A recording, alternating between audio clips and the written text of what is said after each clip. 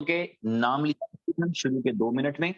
तो लव कुमार हैं हमारे साथ, कादिर बख्श हैं और राहुल लेडे हैं, नीलेश गौर हैं। कादिर भाई के नाम से लग रहा है कादिर भाई कोयटा पाकिस्तान से हैं। और सुरवीर सिंह जी हैं, दीपक बदाऊन हैं, दीपेश द्विवेदी जी हैं, राजेश हैं एम्स हॉस्पिटल से, और नूर मोहम्मद हैं, तनवीर आलम हैं, यूसुफ हैं, आरवी भी हमारे साथ हैं, रोहित वीर और शाजी हैं, और चीकू स्वैन हैं, प्रकाश हैं चिनाई से, और त्रिनाथ कुंडू जी हैं, भरत कुमार हैं, इखलाक अहमद हैं, किशन रेगर हैं, जसवंत जी ठाकुर हैं, एनसी जोरवाल हैं। अभी मैंने फेसबुक देखा 8-10 नोटिफिकेशन थे एनसी जोरवाल की तरफ से। मीसम अली हैं, विष्णु गुप्ता हैं, राहुल गुप्ता हैं जयपुर से, जयपुर कैपिटल है राजस्थान का, ये मुझे अभी पता लगा। और बीर बहादुर चौरसिया जी हैं, परमानंद छोटे हैं, हैदर हैं, मलिक रूपानी हैं, डॉक्टर जितेंद्रा हैं, आकाश कुमार हैं, मोहम्मद अबू बकर हैं, सुभाष प्रसाद हैं, कृष्ण लाल जी हैं, सूरम मीना जी हैं, कृष्ण लाल जी, और अच्छा शिव कुमार हैं, डॉक्टर संदीप सिंह हैं, सतीश कुमार वर्मा, वासिफ अली सिद्दीकी, रत्ती राम गुर्जार, केजी मंगल, महेश ठाकुर, कामरान मंजूर, सनी जी हैं, और डॉक्टर उदय सिंह जी भी हैं, चंदन विश्वास हैं, रंजीत दास हैं, अंकिश मिश्रा हैं, जितेंद्रा हैं, हसनैन मलिक हैं, राहुल मीना जी हैं, आनंद गुप्ता हैं, नरिंदर सिंह हैं, दीपक हैं, पंकज हैं, वीके शर्मा हैं, ओम प्रकाश हैं, रिंकू हैं, बीएलवी लवर्स हैं, शिव कुमार हैं, बहादुर जेब हैं, आकाश सैनी हैं, अब्दुल कुद्दूस हैं, और बहुत सारे दोस्त हैं। तो आप सबका आज के दिन में, आज की इस प्रेजेंटेशन के अंदर खुश आमदीद है।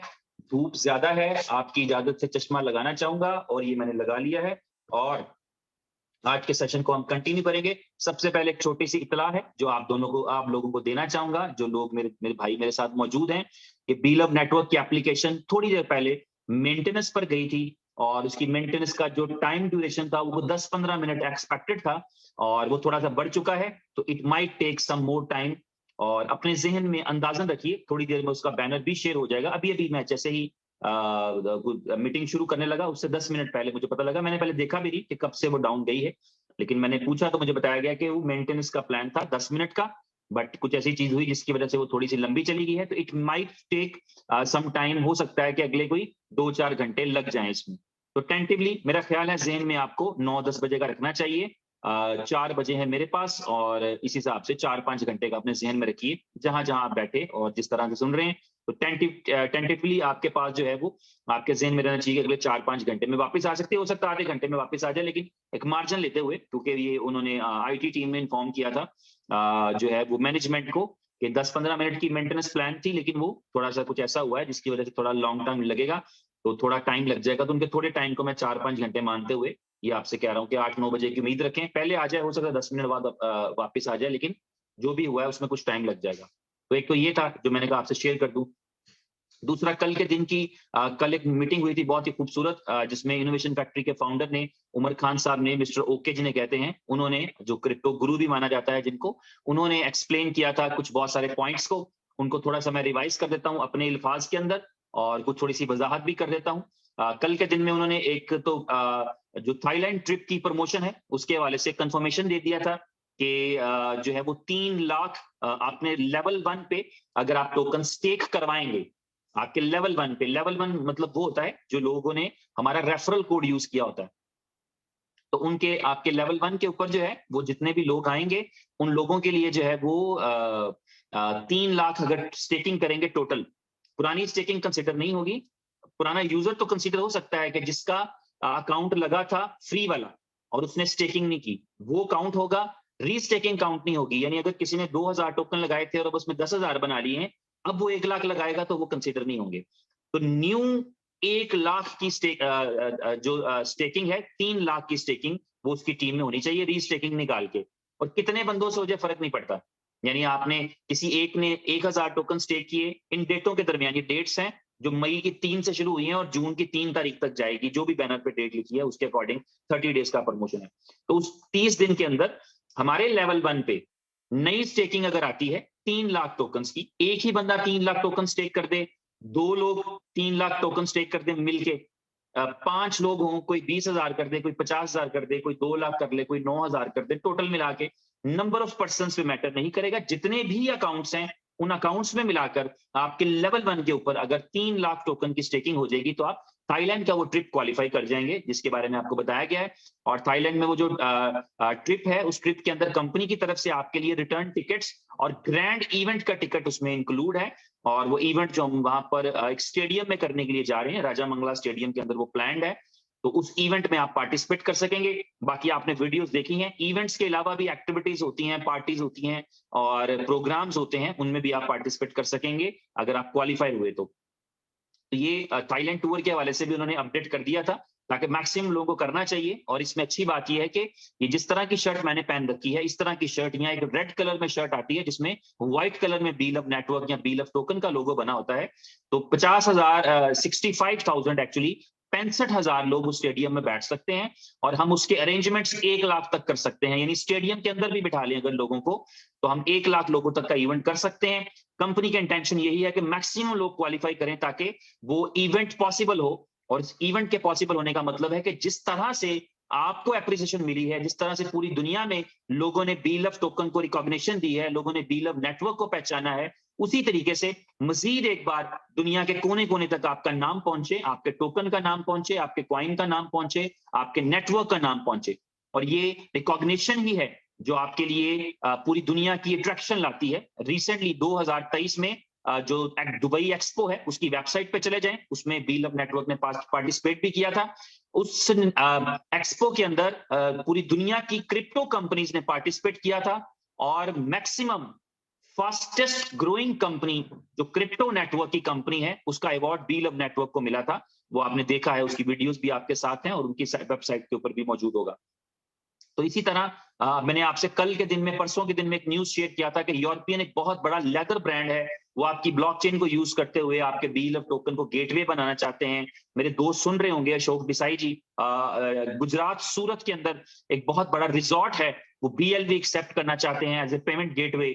यहाँ पर बहुत सारे स्टोर्स हैं, वो BLV एक्सेप्ट करना चाहते हैं। रियल एस्टेट की बहुत सारी कंपनीज इंडिया पाकिस्तान के अंदर वो BLV को as a payment gateway adopt करना चाहती हैं। तो ये क्यों ऐसा हो रहा है, लोग क्यों ऐसा चाहते हैं? क्योंकि ये रिकॉग्निशन है, ये पहचान है, लोगों को बी लव टोकन का एक ब्राइट फ्यूचर दिख रहा है, बेहतरीन मुस्तकबिल दिख रहा है, एक अच्छा ब्राइट फ्यूचर दिख रहा है, इसलिए लोग चाहते हैं कि BLV कलेक्ट करें। और कलेक्ट करने का तरीका है, एक तो बाय करें, कहीं ना कहीं से जहां से मिलता हो वहां से बाय करें। और हर बंदे से इंटरेक्शन नहीं है। बहुत सारे ऐसे लोग हैं, हम ये देखते आ रहे हैं पिछले चंद महीनों से, कि आप बाय करना चाहते हैं लेकिन आपको पता नहीं लगता कहां से बाय करें, कौन आपको देगा। बात ऐसे ही, आप अगर आपके पास कोई सेलिंग में तो इजी है क्योंकि आपके पास कोई ना कोई नेटवर्क पहले से मौजूद है, तो आपके लिए इजी है, लेकिन बायर को नहीं पता लगता कहां से बाय करे। तो वो कंपनी का रोड मैप है जिसमें उसने प्लान किया है कि B love network, B love token को टोटल जब प्रोजेक्ट लॉन्च किया था तो ये अनाउंसमेंट है व्हाइट पेपर के मुताबिक कि 500 दिन के बाद उसको जो है वो 50 डिफरेंट एक्सचेंजेस पे लिस्ट कर दिया जाएगा। उसकी वर्किंग अभी से जारी रहती है, होती रहती है। मुख्तलिफ एक्सचेंजेस हैं जिनके साथ कॉन्ट्रैक्ट स्टेप आ रहे हैं और वो अनाउंसमेंट भी करेंगी बहुत जल्दी कि बी लव टोकन उनके एक्सचेंज पे ट्रेड होगा। लेकिन ट्रेडिंग कराई जाएगी 500 दिन पूरे होने के बाद, जिसमें से 70 दिन गुजर चुके हैं, 420 दिन बकाया है। और ये कॉन्सेप्ट भी आपका क्लियर रहना चाहिए कि जितने दिन गुजरते जाते हैं, जो लोग नहीं ज्वाइन कर पा रहे, उतना उनका बेनिफिट लेने का चांस कम होता जा रहा है। यानी जिसने 500 दिन पहले ज्वाइन किया था उसके अकाउंट में 500 दिन तक अर्निंग आएगी। जो आज ज्वाइन कर रहा है उसके दिन में बकाया जो दिन रह गए हैं, 2 मार्च से ये काउंटर स्टार्ट है, तो वो बकाया 420 दिन 430 दिन ले पाएगा। जो 3 महीने गुजार के बाद में आएगा वो बकाया 300 कुछ दिन ले सकेगा। जो 400 दिन के बाद आएगा उसको सिर्फ आखिरी 100 दिन ले सकेगा। तो इस तरह वो जो, क्योंकि 500 दिन में कंपनी को इस प्रोजेक्ट को, नेटवर्क को क्लोज कर देना है और कॉइन को मार्केट में डाल देना है और लोगों ने मार्केट में बेचना है। और सेम टाइम के ऊपर जो है वो यूजिबिलिटीज लॉन्च कर दी जाएंगी। बहुत सारी अच्छी जबरदस्त और बड़ी यूजिबिलिटीज हैं जो आपको पता लगती रहती हैं, आपके शायद सुनने में आती हो। एक रिसेंटली फुल ऑन का डिमॉन्स्ट्रेशन वर्जन जो है वो चंद एक लीडर्स के साथ हम शेयर कर चुके हैं और सारे बहुत ही एक्साइटेड हैं। 10,000 के करीब लाइव चैनल्स हैं और 1 लाख के करीब मूवीज हैं और जो है वो नेटफ्लिक्स की सीरीज हैं, Z5 की सीरीज हैं और डिज्नी प्लस की सीरीज हैं, अमेजोन की सीरीज हैं, अमेजोन प्राइम की, और 15 बड़े OTT प्लेटफॉर्म्स की सीरीज हैं। तो उस प्रोजेक्ट का डेमोन्स्ट्रेशन या जब भी बहुत सारे लीडर्स, आपको पता है 67 के करीब लीडर्स जिनका ताल्लुक हिंदुस्तान से था, दिल्ली से लेके मुंबई तक, महाराष्ट्र से लेके जो है वो राजस्थान तक, मुख्तलिफ जो है वो हिंदुस्तान के कोनों से ताल्लुक था जिन लीडर्स का। 67 के करीब बड़े लीडर्स जो हैं, they have visited the UAE, Dubai visit किया उन्होंने, और उनमें से बहुत सारे जो हैं जिनको ये डिमॉन्स्ट्रेशन वाला जो वर्जन है उनके पास है, उनके मोबाइल्स में, वो देख पा रहे हैं कि किस तरह इस कंपनी के लिए बीएलवी की यूजिबिलिटी जो है वो कोई ऐसी मुश्किल चीज नहीं है। बहुत ही, अगर बीएलवी को मैं एग्जांपल दे रहा हूँ, एक्चुअली जो आपका फुल ऑन प्रोजेक्ट है उसमें बीएलवी तो अभी क्योंकि कहीं पे यूज कराना नहीं है, इट्स नॉट द इंटेंशन। आपको पूरा इंतजार करना है 14 मंथ्स का, ताकि आपका टोकन जो है वो एक्सचेंजेस पर भी ट्रेड हो और यूजेबिलिटी भी हो। उससे पहले जो दो चीजें मार्केट में ऑलरेडी हैं, यूएसडीबी और बीएफआईसी, उनकी यूजिबिलिटी इसमें निकलेगी। लेकिन मैं समझने के लिए आपको बताना चाहता हूं कि अगर एक ऐसा प्रोडक्ट फुल ऑन आपने देखा ही है, और अगर कोई ऐसा प्रोडक्ट जो कि आपके पास मौजूद हो, जिसके अंदर आप इतनी सारी एंटरटेनमेंट $1 की प्राइस में ऑफर कर रहे हो, $1 की प्राइस में, और ये टेलीविजन पे भी चलेगी एप्लीकेशन, आप इसको अपने टेलीविजन पे भी कर सकते हैं। अगर आपके पास एंड्रॉइड टीवी है, स्मार्ट टीवी है, स्मार्ट डिवाइस है, तो उसके अंदर भी आप इसको इंस्टॉल कर सकेंगे, क्योंकि प्ले स्टोर से ये डाउनलोड हो जाया करेगा। तो $1 की प्राइस में, अगर अगर मैं हिंदुस्तान की बात करूं तो 80-90 रुपीज का $1 है। 80-90 रुपीज तो केबल ऑपरेटर नहीं लेता हमसे। पाकिस्तान की बात करें तो 300 का डॉलर है, तब भी 300 केबल ऑपरेटर नहीं लेता, और वो थके हुए 200 चैनल देता है हमें, जो साफ नहीं आ रहे होते। और यहाँ 4K और HD रेजोल्यूशन के कंटेंट हमें मिल रहा होगा पूरी दुनिया का, और कीमत रहेगी $1। तो आप क्या लगता है कि ये जो 1 करोड़ 20 लाख लोग हैं इस नेटवर्क के अंदर, क्या उनमें से कोई होगा जो कहे मैंने नहीं लेना? और मैं थोड़ी देर के लिए अगर ये कहूं कि अगर उसकी प्राइस जो है वो 20-30 BLV हो, तो आपके पास 2-4-5 करोड़ यूजर कहीं नहीं गया, और बिलियंस ऑफ BLV की यूजिबिलिटी है। यकीन करिए 6 महीने अगर आप उस एप्लीकेशन को यूज करेंगे तो मार्केट में एक BLV नहीं बचेगा, 20 अरब BLV खप जाएंगे, कंपनी के पास आ जाएंगे, अपने कहां है। तो ये इतनी बड़ी यूजिबिलिटी है। तो इस कंपनी की BLV के हवाले से और BFIC के हवाले से जो यूजिबिलिटीज हैं, यही इस कंपनी को एक्सक्लूसिव करती हैं। आप सच पूछेंगे, एक दिन में 10,000 कंपनी आती होंगी दुनिया में, आती भी हैं, चली भी जाती हैं, लेकिन जो एक्सक्लूसिव चीज इनोवेशन फैक्ट्री के साथ जुड़ी है, और जो खसूसी चीज जो है BFIC के साथ और BLV के साथ है, वो ये है कि यहाँ रियल यूजिबिलिटीज हैं, और वो बातों से निकल चुकी है बात। एक वक्त था कि वो बातें थी, फिर वो कागज पे कहीं डिस्कस हुआ होगा, फिर कहीं पे वो उसको आइडिया बनाने की कोशिश की गई होगी। आज आपकी कोई 5-6 यूजिबिलिटीज ऐसी हैं जो ऑलमोस्ट 95% से 100% के दरमियान है।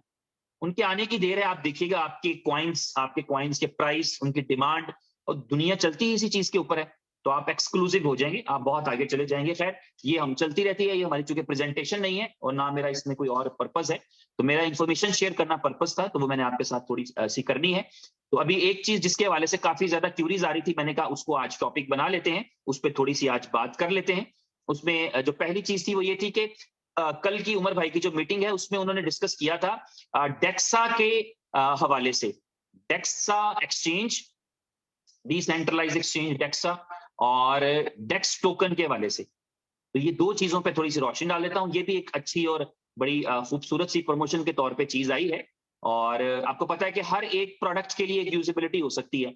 इवन इस कंपनी के 32 प्रोजेक्ट्स हैं, तो इंडिपेंडेंटली भी उनके लिए अपनी अपनी कोई यूजिबिलिटी हो सकती है। ये भी कोई जरूरी नहीं है कि उनके लिए अलग से कोई यूजिबिलिटी हो, वो एक इकोसिस्टम का पार्ट भी है, और अपने टोकन को भी इसमें प्रमोट कर सकते हैं। वो यूजिबिलिटीज जो है, जो कोलैबोरेशन वाली कंपनीज आएंगी, हो सकता है उनके पास भी अपने टोकन हो, अपनी यूजिबिलिटीज हो।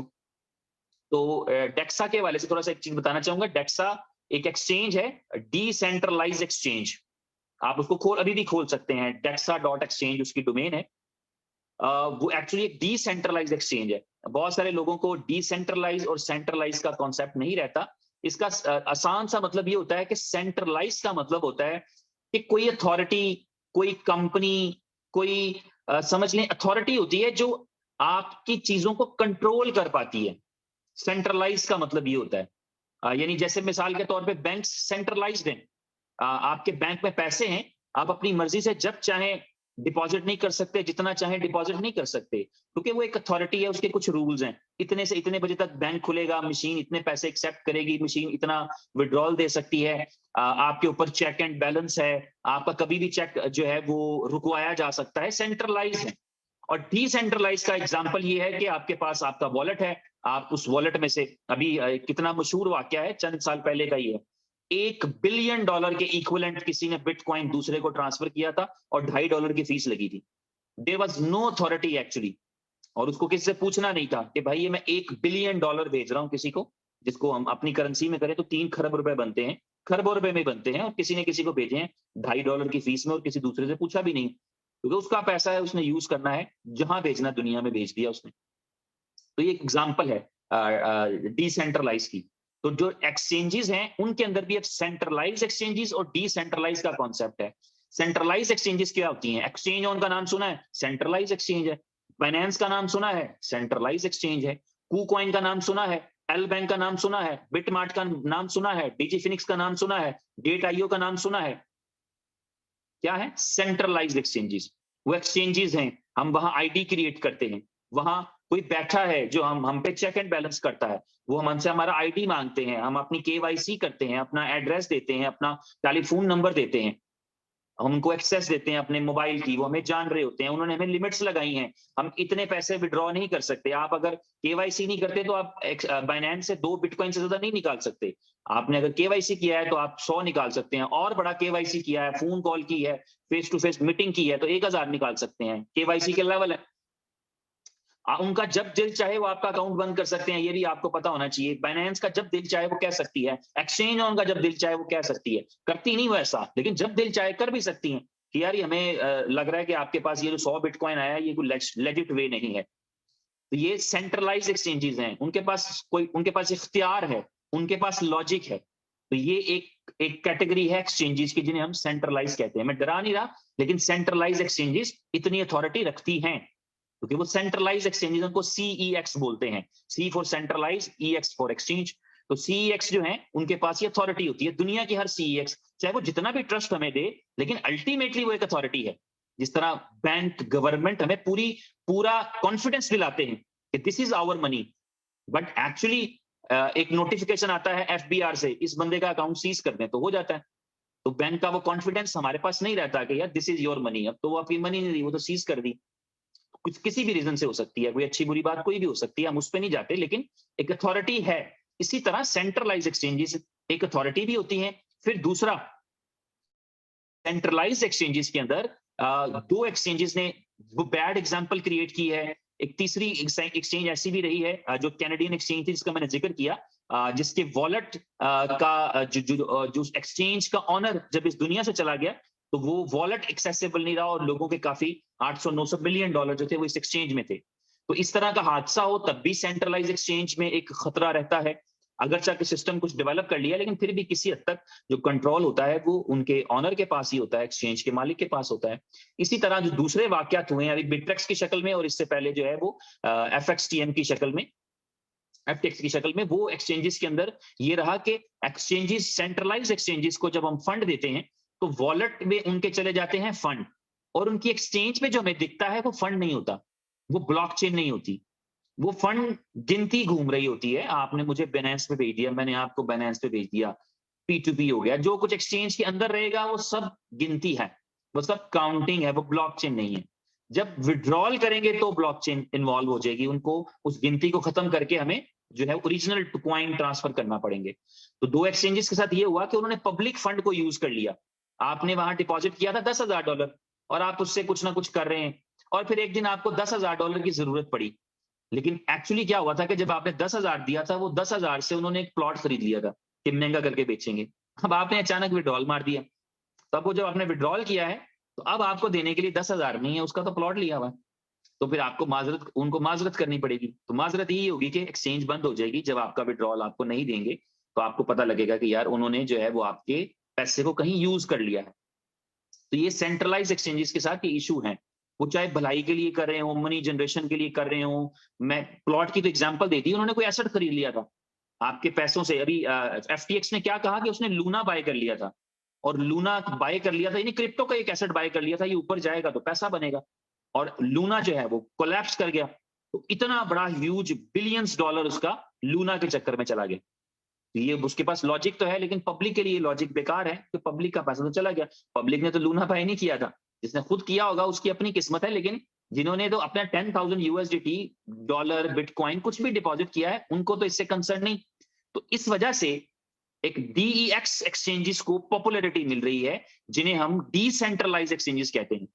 अब डिसेंट्रलाइज एक्सचेंजेस की एग्जांपल जो है वो sushi swap, pancake swap, burger swap, swap swap swap swap वाली एग्जांपल्स हैं, और DEXA decentralise exchange, DEXA exchange, जो कि इस इनोवेशन फैक्ट्री के इकोसिस्टम के अंदर है, इनको पॉपुलैरिटी मिलेगी, इनके लिए एक रिस्पेक्ट आएगी। और इसकी वजह से क्यों आएगी? क्योंकि डेक्सा के ऊपर या जितनी भी डिसेंट्रलाइज एक्सचेंजेस हैं, वहां पे आप फंड डिपॉजिट नहीं करते। इस डेक्सा के ऊपर भी, या इवन बाइनेंस ने भी लॉन्च कर दिया हुआ, बाइनेंस की भी डेक्सा है, वो डेक्सा नहीं है, बाइनेंस डेक्स के नाम से है, डीएक्स डिसेंट्रलाइज एक्सचेंज है, उसने भी कर दी है, लेकिन उसमें उसको बेनिफिट नहीं है, क्योंकि पब्लिक का फंड एक्सचेंज में स्टोर नहीं होता, तो फंड जो है वो पब्लिक के पास ही रहता है, तो इसलिए बाइनेंस उसको बहुत प्रमोट नहीं करता, लेकिन उसने लॉन्च जरूर कर दी ताकि लोगों को लगे कि मेरे पास भी एक फैसिलिटी है। तो उसमें है क्या कि डिसेंट्रलाइज एक्सचेंज में करना क्या पड़ता है, बायर और सेलर अपना वॉलेट कनेक्ट करते हैं, ट्रेड करते हैं, खरीदना या बेचना, और उसके बाद डिस्कनेक्ट करते हैं और वॉलेट बैक उनके पास। तो जो भी फंड है वो हमेशा यूजर के पास रहता है। वॉल फंड जो है वो किसी कंपनी के पास, किसी एक्सचेंज के पास नहीं जाता। आपका मेटामास्क का वॉलेट था, ट्रस्ट का वॉलेट था, बाइनेंस का जो नया वॉलेट आया है वो वॉलेट था, या आपके पास लव वॉलेट था, या आपके पास ब्लॉकचेन का वॉलेट था, कोई भी वॉलेट था, जो वेब3 वॉलेट्स हैं उनमें से कोई भी वॉलेट था, तो आपने उसको कनेक्ट किया, आपकी ट्रेड हुई, खरीदा बेचा और डिस्कनेक्ट किया, तो आपका वॉलेट, आपकी प्राइवेट की आपके पास है। एक्सचेंज को आपने अपनी प्राइवेट की भी नहीं दी ना, कुछ भी नहीं दिया आपने, सिर्फ अथॉरिटी दी कि हाँ जी इस वक्त ये ट्रेड करा सकती है, तो वो एक ब्रिज के तौर पे काम करती है, उस पर कुछ होल्ड नहीं हो रहा, सारा कुछ वॉलेट्स नहीं है, वो सिर्फ एक ब्रिज है जहां पे लिक्विडिटी वाला कनेक्ट करता है, सेलर कनेक्ट करता है, बायर कनेक्ट करता है, फार्मिंग वाला कनेक्ट करता है, इस तरह कनेक्टिविटी होती है, बाकी सारा कुछ आपके वॉलेट्स में होता है। और लोग हमेशा ट्रेड करते हैं, डिस्कनेक्ट, ट्रेड किया disconnect, connect disconnect, connect disconnect, तो फंड्स आपके वॉलेट में रहते हैं, इसे कहते हैं डिसेंट्रलाइज एक्सचेंज। तो अब डिसेंट्रलाइज एक्सचेंज क्यों हुई? क्योंकि उसका आपके फंड पे कोई कब्जा ही नहीं, कोई अथॉरिटी नहीं, कोई रोल ही नहीं, और आपका वॉलेट भी डिसेंट्रलाइज था, तो इसका मतलब है आपके वॉलेट पे भी किसी का कोई अथॉरिटी नहीं, किसी का कोई कंट्रोल नहीं, कोई कमांड नहीं। ब्लॉकचेन है तो आपके पास आपके फंड सेफ हैं, आपके पास बिटकॉइन है, आपके पास BFIC है, आपके पास BLB है, अगर वो आपके अपने पास अपने वॉलेट में है, दैट इज सेफ। वॉलेट्स, और वॉलेट भी आपको मजे की बात बताऊं कि वॉलेट भी अथॉरिटी नहीं है, वॉलेट सिर्फ एक विंडो है आपके कॉइन को एक्सेस करने की, ब्लॉकचेन पे ही होते हैं वो, ब्लॉकचेन से निकल के कभी कुछ नहीं आता, ब्लॉकचेन का पार्ट ही रहते हैं, उसी सिस्टम में ही रहते हैं, उसी में रहते हैं, सिर्फ आप उनको एक्सेस करते हैं और अपने अपनी अथॉरिटी किसी और को ट्रांसफर कर देते हैं ताकि वो एक्सेस कर ले। तो टोकन्स तो वहीं रहते हैं, जहां कहीं नहीं रहे होते, अथॉरिटी चेंज हो रही होती है। तो आपका जो डिसेंट्रलाइज वॉलेट है वो आपकी एक विंडो है जो आपको ये कहती है कि ये टोकन अब आपके हैं, इस प्राइवेट की से जुड़े, आप उस वॉलेट से निकालना चाहें, वो वॉलेट बंद हो गया था किसी वजह से, फर्ज कर लें, तब भी आपकी ब्लॉकचेन पे आप दूसरे जो है वो उसी प्राइवेट की को यूज करते हुए किसी और वॉलेट में निकाल सकते हैं। ये आपके पास तजर्बा तो करा दिया इस कंपनी ने। आपका जो BFIC का वॉलेट होता है या जो आपका बीलव नेटवर्क का वॉलेट होता है, आप उसको मेटामास्क में इंपोर्ट करते हैं और आपके फंड जो BLV पे पड़े थे वो मेटामास्क पे दिखते हैं। तो क्वाइंस वहीं पड़े हैं, उनकी प्राइवेट की ताकत है, चाहे उस प्राइवेट की को आप ट्रस्ट वॉलेट में लीजिए, वहां पर दिख जाएंगे आपको, आप दुनिया किसी डिसेंट्रलाइज वॉलेट में लीजिए, वहां दिख जाएंगे। इसका मतलब है बीलव नेटवर्क की अथॉरिटी नहीं है उसके ऊपर, उसके ऊपर की अथॉरिटी है, उस प्राइवेट की अथॉरिटी है, जिसको आप मेटामास्क में ले जाएं तो वहां दिखेंगे, ट्रस्ट में ले जाएं वहां दिख जाएं, वॉलेट कनेक्ट में ले जाएंगे वहां दिख जाएं, जहां पर भी टोकन पॉकेट में ले जाएंगे वहां दिख जाएंगे, हर जगह आपको दिख जाएंगे। ठीक है भाइयों, तो ये डेक्सा हो गई, सेंट्रलाइज एक्सचेंजेस और डिसेंट्रलाइज एक्सचेंजेस बता दी। अब आप सबको पता है कि फ्यूचर, जो कमिंग फ्यूचर है, जो अगले साल मार्च के अंदर बिटकॉइन की हाविंग है, सबको पता है कि बिटकॉइन की हाविंग होती है हर 4 साल के बाद, एवरी लीप ईयर कह लें आप, मेरा ख्याल है 2024 भी लीप ईयर होगा, फरवरी जिसमें जो है वो 29 दिन का होता है, उसे लीप ईयर कहते हैं, आपको पता है। फरवरी 4 साल के बाद चौथे साल में शायद हर फरवरी जो होता है वो 29 दिन का होता है, वरना फरवरी 28 दिन का है, और फरवरी 30 दिन का कभी नहीं होता, 31 का कभी नहीं होता, 28 दिन या 29 दिन है फरवरी के। तो फरवरी जो लीप ईयर होता है, उस लीप ईयर के अंदर जो है बिटकॉइन की हाविंग होती है। हाविंग का मतलब ये होता है कि बिटकॉइन का रिवॉर्ड जो रोजाना आ रहा होता है ना, वो कम हो जाता है, यानी बिटकॉइन की सप्लाई और कम हो जाती है। आसान लफ्जों में समझें, अगर रोजाना जो है वो रोजाना की गिनती ये थी कि शुरू में बिटकॉइन एक दिन में आया करते थे 7,200, 7200 आया करते थे डेली, तो 7200 की नई सप्लाई आया करती थी। फिर 2012 में वो सप्लाई कम होकर 3600 रह गई, रोजाना 3600 आया करते थे। फिर 2016 में वो और कम रह गई और रोजाना 1800 आया करते थे। 2020 में और कम रह गई और रोजाना 900 आते हैं। 2024 में शायद 22-23 मार्च को वो एक्सपेक्टेड है, हाविंग डे गुजर जाएगा तो उसके नेक्स्ट में आप देखेंगे कि तो उसकी डेली सप्लाई है वो 450 पे आ चुकी होगी। और इसी तरह उसका जो रिवॉर्ड है पर 10 मिनट का वो भी कम हो जाता है। तो इस तरह हाविंग ईयर कहते हैं। हाविंग ईयर से एक छोटी सी हिस्ट्री जुड़ी है, जिसके हाविंग ईयर के बाद अच्छा क्रिप्टो में बूम आता है, बुल रन आता है। हमने देखा है 2012 की हाविंग के बाद 13 में बिटकॉइन 1000 का हो गया, 16 की हाविंग हुई थी, 17 में बिटकॉइन 17,000 का हो गया, 20 की हाविंग हुई, 21 में बिटकॉइन 70,000 का हो गया, अब 24 में बिटकॉइन की हाविंग होगी, 25 में उम्मीद की जाती है कि बीटीसी जो है वो $2 लाख पे चला जाएगा। तो ये हाविंग से जुड़ा एक कॉन्सेप्ट है बिटकॉइन का। तो सिर्फ बिटकॉइन नहीं, जब हाविंग होती है, बुल रन आता है, तो बुल रन के अंदर बिटकॉइन के अलावा भी कई कॉइन ऐसे हैं जो अगर क्लिक कर जाएं तो उनमें लोगों को हजार एक्स का प्रॉफिट निकलता है, 2-2 हजार गुना का प्रॉफिट निकलता है, 500-500 गुना का प्रॉफिट निकलता है, 200-200 गुना का प्रॉफिट निकलता है। थोड़ा सा कॉइन में सिर्फ गट्स हो, कोई दम हो, तो कॉइन निकल जाते हैं बुल रन के अंदर। तो अभी डेक्सा एक एक्सचेंज है, इस एक्सचेंज का एक टोकन आ रहा है, और चूंकि कुछ ऐसे रिसेंटली इवेंट हुए हैं जिनकी वजह से लोगों का डिसेंट्रलाइज एक्सचेंजेस पर ट्रस्ट बढ़ रहा है, डिसेंट्रलाइज एक्सचेंजेस की तरफ रुझान बढ़ रहा है। तो जिसका नतीजा ये निकलेगा कि डिसेंट्रलाइज एक्सचेंजेस के टोकन्स को भी पॉपुलैरिटी मिलने का चांस है। तो इस कंपनी ने इनके इकोसिस्टम में, इनोवेशन फैक्ट्री के इकोसिस्टम में एक एक्सचेंज है डेक्सा के नाम से, उस डेक्सा का टोकन लॉन्च करने के लिए जा रहे हैं, जिसकी 3-4 खूबियां हैं। वो खूबियां आपको बता दूं, और उससे एक प्रमोशन भी जुड़ी है। पहली खूबी ये रहेगी कि डेक्सा का जो टोकन है, नाम मुझे नहीं पता, शायद डेक्स टोकन ही उसका नाम होगा, कंफर्म नहीं है अभी, जब तक उसका लोगो या व्हाइट पेपर हमारे सामने नहीं आता। अभी तो कल के दिन में ये आइडिया सामने आया है। तो डेक्स टोकन जो है, उसकी सबसे पहली खूबी ये रहेगी कि उसकी टोटल सप्लाई रहेगी 10,000 डेक्स ओनली। उसके सिर्फ 10,000 टोकन होंगे टोटल, 10,000 ओनली। तो ये बड़ी एक यूनिक जो है ना वो क्वांटिटी है इस कंपनी का। तो इससे पिछला कॉइन था 2 करोड़ 10 लाख का, वो शॉर्ट है, वो नहीं मिलता, उसकी वजह से BFIC नेटवर्क क्लोज करना पड़ा, ये सप्लाई नहीं है। तो 10,000 की सप्लाई के साथ वो टोकन आएगा, पहली चीज। दूसरी चीज, उसकी सारी की सारी सप्लाई सर्कुलेशन होगी। कोई एक टोकन ऐसा नहीं होगा जो अभी मिंट होना है, माइन होना है, बाद में आना है, नहीं, 100% सप्लाई सर्कुलेशन में। उसकी तीसरी खूबी, उसको डे 1 में एक्सचेंज पर ट्रेडेबल होगा, एक्सचेंज पर लिस्ट किया जाएगा, डे 1 में वो ट्रेडेबल होगा।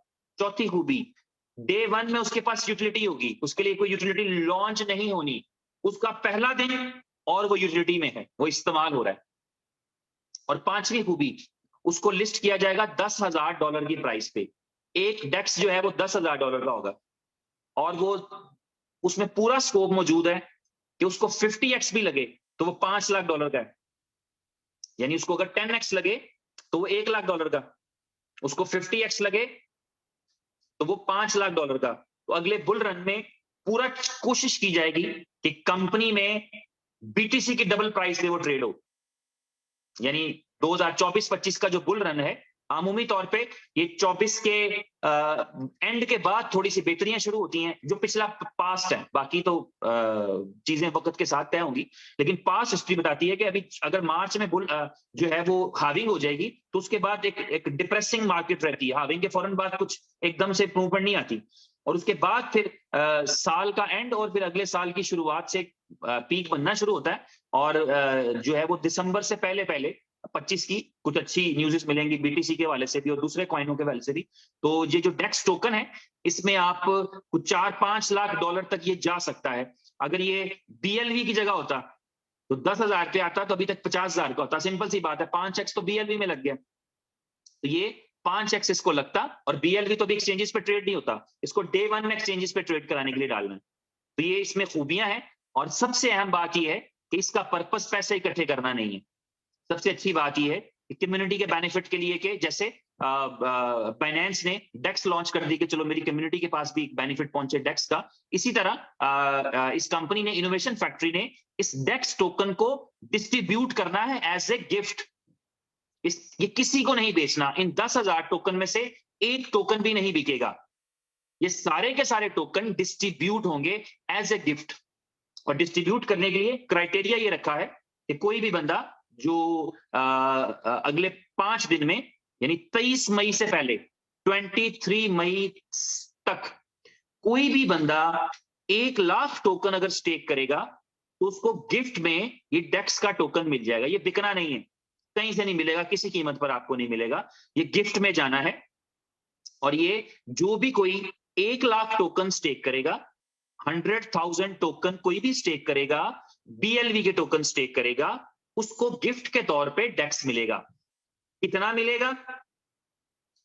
10,000 टोटल टोकन है, 10,000, और इसको डिवाइड कर दिया जाएगा जितने लोगों ने 1 लाख टोकन स्टेक किए हैं।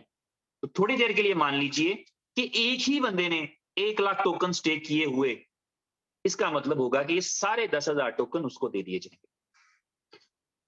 अगर 10,000 लोगों ने स्टेक कर लिए 1 लाख टोकन इन 5 दिनों के अंदर, 23 मई तक, इसका मतलब होगा हर एक को एक मिल जाएगा। अगर 20,000 लोगों ने कर लिया तो हर एक को आधा आधा मिल जाएगा। 1 लाख लोगों ने कर दिया, 1 लाख लोगों ने 1-1 लाख टोकन स्टेक कर दिया, इसका मतलब होगा कि डेक्सा का टोकन 0.1 सबको मिल जाएगा। और 0.1 छोटा नहीं है, वो आज के दिन में भी $1,000 बनता है। जब उसको लिस्ट किया जाएगा तब भी वो $1,000 है। और अगर उसको इसको रखेगा 50x के स्कोप पे, तो उसको पता होना चाहिए कि उसका वो कितनी बड़ी अमाउंट बन सकती है। तो एक लाइफ चेंजिंग अपॉर्चुनिटी एक छोटी सी बात से बन सकती है। आप कर तो रही है, बिजनेस तो चल रहा है। अभी कल परसों में स्टैट्स शेयर किए थे, 19 मिलियन टोकन जो है वो स्टेक हुए विद इन 3-4 डेज। तो बिजनेस तो चल रहा है, टोकन तो स्टेक हो रहे हैं। तो कंपनी की तरफ से गिफ्ट है कि जो नए आने वाले हैं, जो इन 5 दिनों के अंदर, जो 23 मई तक जो है वो टोकन स्टेक कर लेते हैं, उनको जो है वो गिफ्ट में मिल जाएगा। उनके पास एक फ्यूचर आ सकता है, करियर आ सकता है, और उस डेक्स टोकन से पैसे भी बनाए जा सकते हैं। मजे की बात ये, क्योंकि उसी टोकन को डेक्स एक्सचेंज के ऊपर भी, क्योंकि डेक्स एक्सचेंज का वो नेटिव टोकन होगा, तो डेक्स पे लिक्विडिटी, डेक्स पे जो है वो फार्मिंग, डेक्स पे जो है वो सीरप पूल्स, डेक्स के ऊपर जो है वो डिफरेंट चीजें होंगी जिनमें वो अपने अपने उस टोकन की मदद से पैसा बना सकता है। सिर्फ ये नहीं कि वो उसको रख लेगा, ये मैंने डेक्स का टोकन है, मेरा 0.1 है या 0.5 है या एक टोकन मिला है, ये डिपेंड करेगा कितने लोग क्वालिफाई करते हैं। यानी इसे क्वालिफाई करने के लिए मुझे भी 1 लाख टोकन लगाना है, और रीस्टेक काउंट नहीं होगा। यानी मैंने 1 करोड़ टोकन स्टेक किए हैं, तो मैं इसको दोबारा 5x के बाद करूंगा तो मेरा काउंट नहीं होगा। इसके लिए मुझे एक नया अकाउंट लगाना है जिसमें कम से कम 1 लाख टोकन स्टेक करूं, और 1 लाख से ज्यादा करूं तब भी एक ही उतनी परसेंटेज मिलेगी। इसमें ऐसा नहीं है कि मैंने 5 लाख किया होगा तो मुझे 5 हिस्से मिल जाएंगे, ऐसा नहीं। मिनिमम क्वालिफिकेशन ये है कि 1 लाख टोकन या इससे ज्यादा स्टेक करें। तो ज्यादा में आपने 50 लाख भी कर लेंगे तो हिस्सा उतना ही मिलेगा। तो कंपनी का सिंपल फॉर्मूला ये है कि अगर आप 10,000 लोगों ने ये कर लिया तो इसका मतलब होगा कि एक एक टोकन सबको चला जाएगा। और अगर 5 लाख लोगों ने कर लिया, 5 लाख लोगों का कहां से करेंगे, इतने टोकन ही नहीं है मार्केट में, लेकिन एग्जाम्पल है, उतना ही वो कम डिस्ट्रीब्यूट हो जाएगा। तो आप ये देखेंगे कि इस टोकन की वजह से जो है वो आपके दुनिया भर के लोग जिन्होंने अभी BLV नहीं लिया, वो they would love to buy BLV, क्योंकि इसको खरीदने का यही एक मौका है। और उसके बाद आप समझिए 10,000 की सप्लाई, और फिर एक वाले के पास भी एक सीना चौड़ा हो जाता है, क्योंकि वह एक भी होगा ना, अगर किसी तरीके से एक हो जाता है, एक भी मिल गया या 0.5 भी मिल गया या जितना भी मिला, तो पता है कि कुल मिला के दुनिया के 10,000 लोगों के पास है, और 10,000 लोगों ने ही उसकी प्राइस डिसाइड करनी है। 10,000 लोग तय कर लें कि इसको 1 मिलियन पे ट्रेड कराना है तो वो मिलियन पे ट्रेड होगा। ज्यादा लोगों में तो हम नहीं करा पाते। जब अरबों लोग किसी कम्युनिटी का हिस्सा है तो जाहिर है उतने ब्रेन्स इकट्ठे, कहा कंपनीज तरक्की करती हैं लीडर्स ब्रेन से। तो यहां तो चलो अच्छी बात है कि लीडर्स की क्वांटिटी पहले ही हजारों में है। मैं अक्सर तस्करा किया करता हूं कि मुख्तलिफ कंपनी के अंदर उतने मेंबर नहीं होते, टोटल नंबर ऑफ मेंबर्स नहीं होते जितने इस कंपनी के अंदर लीडर्स हैं। लीडर वो होता है जो जिसके पास विजन होता है, जो कल को देख पा रहा होता है, ज्यादा दूर ना देखे, 6 महीने साल नजर आते हैं, पैनिक नहीं होते, घबराते नहीं, परेशान नहीं होते, चीजों को अंडरस्टैंड करते हैं कि अच्छा यार ये होगा तो ऐसे हो सकता है, ये होगा तो ऐसे हो सकता है। तो ये इस तरह से चीजें आपके साथ चल रही होती हैं। मैं एक चीज आपको अभी आपके साथ थोड़ी सी शेयर करना चाहूंगा, अगर मैं कर सकूं, अपनी स्क्रीन शेयर कर सकूं तो मैं आपको दिखाऊंगा। अगर मैंने अनइंस्टॉल नहीं की, डेमो वर्जन जो मैंने इंस्टॉल किया था, चले अभी वो मैं चूंकि इंस्टॉल कर चुका हूं तो मैं आपको दिखा नहीं पाऊंगा। मैं आपके साथ वो स्क्रीनशॉट एक शेयर कर दूंगा थोड़ी देर में, पेज के ऊपर भी आप देख पाएंगे फुल ऑन का। तो वो मतलब यूजिबिलिटीज तो आपके पास 95% से 100% रेडी पड़ी है। देर किस चीज की? अपने बिलीव को यही गेम है सारी, कॉन्फिडेंस की तो सारी गेम है। अपने कॉन्फिडेंस को हाई रखें, अपने बिलीव को हाई रखें। आपको चीजों को उनके सही टाइम पे बेचना है। मौका आके भी गवा दिया तो क्या फायदा? बाजू का जिंदगी में मौके गुजर जाते हैं, बंदा बाद में रियलाइज करता है। मैं एक स्टोरी कहीं पढ़ी थी, आपके साथ शेयर करता हूं कि किसी बंदे को पता लगा कि यार एक पारस के बारे में मशहूर है। पारस एक पत्थर है और वो जब किसी चीज से लग जाए तो सोने का कर देता है, खास तौर पे मेटल से टकरा जाए। तो एक बंदे ने एक जो है वो बड़ा सारा लोहे का एक जंजीर बनाई और उस जंजीर को अपने पैर के साथ बांध लिया। जो जंजीर बनाई आधा किलो की बना ली समझ लें, और पहाड़ों में सफर करना शुरू किया, जिन पहाड़ों के बारे में मशहूर था कि इन पहाड़ों में पारस मौजूद है कहीं ना कहीं। तो वो चलता था, चलता रहता था। शुरू शुरू में हर 10 मिनट बाद देखता था जंजीर को, शुरू शुरू में हर 10 मिनट बाद, 20 मिनट बाद, कि सोने कहीं, क्योंकि वो इसलिए वो पैरों में बांधी थी कि वो हाथों से टच करके तो नहीं लगा सकता था बार बार। तो उसने पैरों में बांधी थी, जब मैं चलूंगा, चलता जाऊंगा, कहीं ना कहीं टच कर ही जाएगा। अब ये मिथ है, एक स्टोरी है, इसमें हकीकत है कि नहीं हमें नहीं पता, लेकिन एक स्टोरी। तो उसने ये सफर जारी रखा। फिर आहिस्ता आहिस्ता उसे मायूसी बढ़ने लगी। उस मायूसी के बढ़ने में अब वो पूरे दिन में एक बार देखा करता था, कुछ होया कि नहीं होया, कुछ होया कि नहीं होया। और ढूंढने वो निकला है पारस, पारस की तलाश में है। और ख्वाहिश ये है कि जब पारस लग जाएगा तो पारस भी पकड़ लूंगा ना, फिर तो पूरी दुनिया के लोहे को सोना बना लूंगा अगर पारस ही मिल गया तो इसलिए, लेकिन वो अब उसकी थकावट होती चली जा रही, मायूसी बढ़ती चली जा रही, और वो चलता चला जा रहा। अब सारे दिन बाद एक बार देखता है।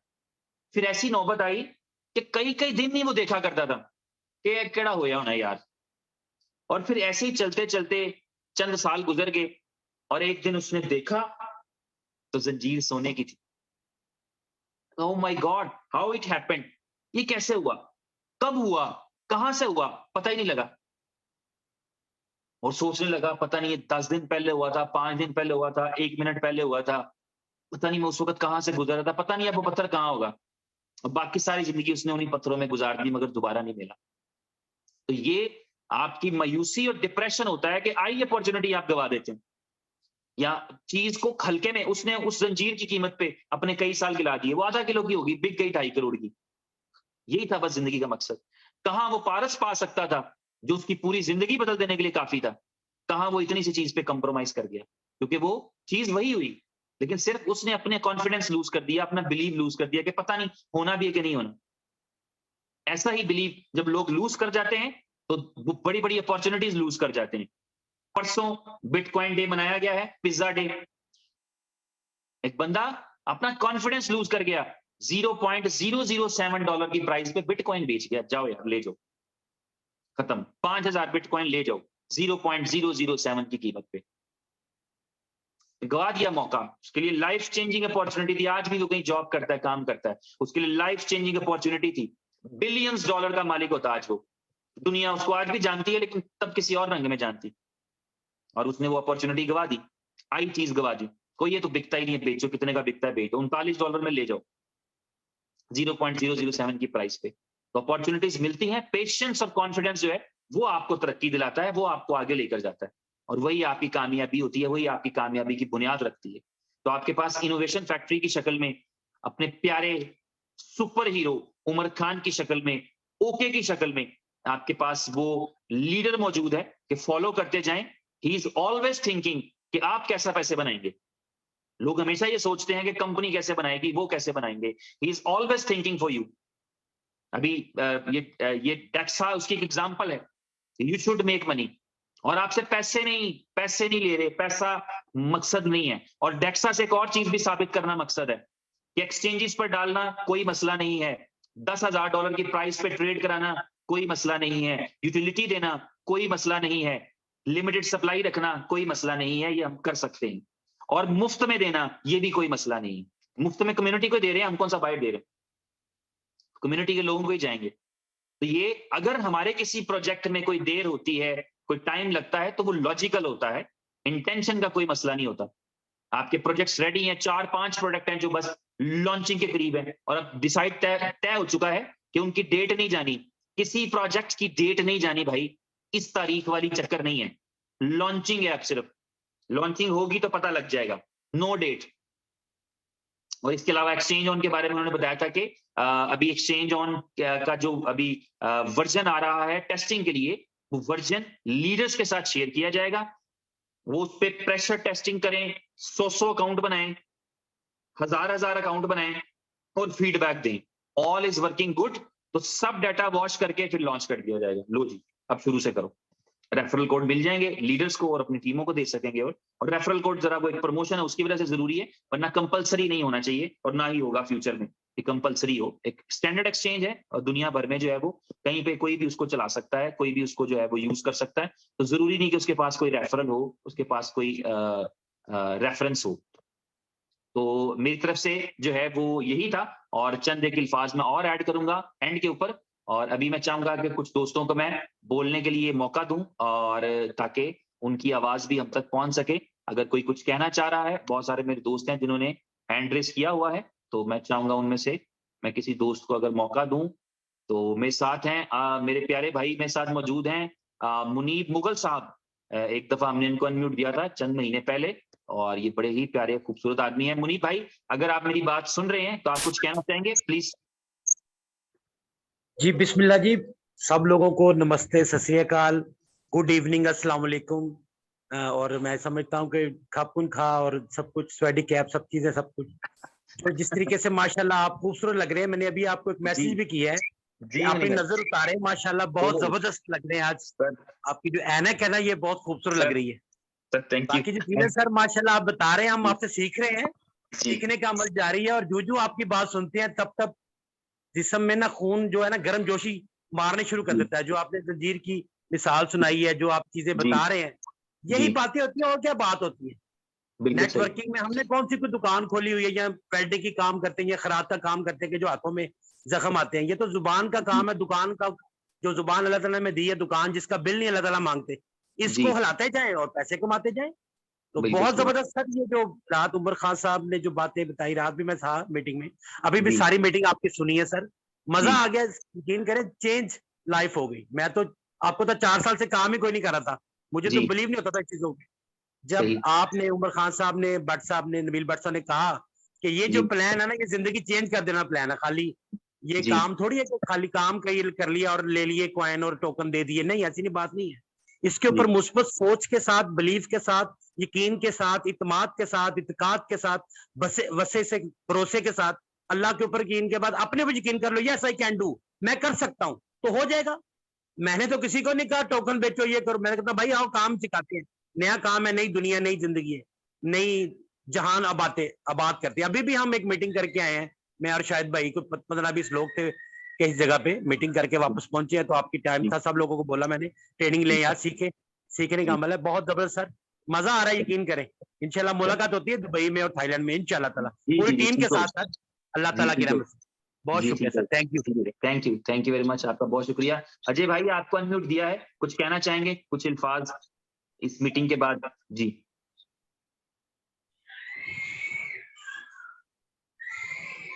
जी अजय भाई, आप थे मेरे साथ, मैंने आपको अनम्यूट दिया था। और थे नहीं सर, हैं, थे नहीं, हैं और रहेंगे और रहेंगे। जी जी जी जी जबरदस्त। ठीक है जी अजय भाई, कुछ कहना चाहेंगे? कहना क्या चाहेंगे बॉस, कल मैंने आपसे शेयर किया था, अमन का बर्थडे था, तो कल ही मैंने बिस्मिल्लाह कर दिया अपना। जी जी जी जबरदस्त, बिल्कुल ठीक है। और डेक्सा टोकन भी क्वालिफाई हो गया, थाईलैंड भी क्वालिफाई हो गया। जी जी अच्छा, जबरदस्त हो गया, अच्छा आ गए आप तो, कमाल है। और बाकी ये है कि अभी मैं 8 बजे मूव कर रहा हूँ जयपुर के लिए। अरे वाह, क्या बात है। राजस्थान, हमारे गौरी शंकर जी का शहर। अच्छा, ले फिर गौरी जी को अनम्यूट देता हूँ मैं, बिल्कुल ठीक है, ठीक हो गया। चले, खैर से पहुंचे आप, और बिल्कुल ऐसे ही है, इस अपॉर्चुनिटी को हमने एक एक बंदे तक पहुंचाना, ये मिशन बना लें। अगर यही है ना इनकलाब, क्रिप्टो का इनकलाब यही था यही है क्रिप्टो का इनकलाब के हर बंदे के पास ये अपॉर्चुनिटी पहुंचनी चाहिए और जो है वो क्रिप्टो करेंसी को लोगों के इख्तियार में होना चाहिए, लोग उस करेंसी को यूज करें। तो बिटकॉइन क्यों? बिटकॉइन की कम्युनिटी छोटी है और हम बड़े और बड़े बनना है। जी बिल्कुल। ठीक हो गया, चलिए और गुड है अजय भाई, थैंक यू वेरी मच।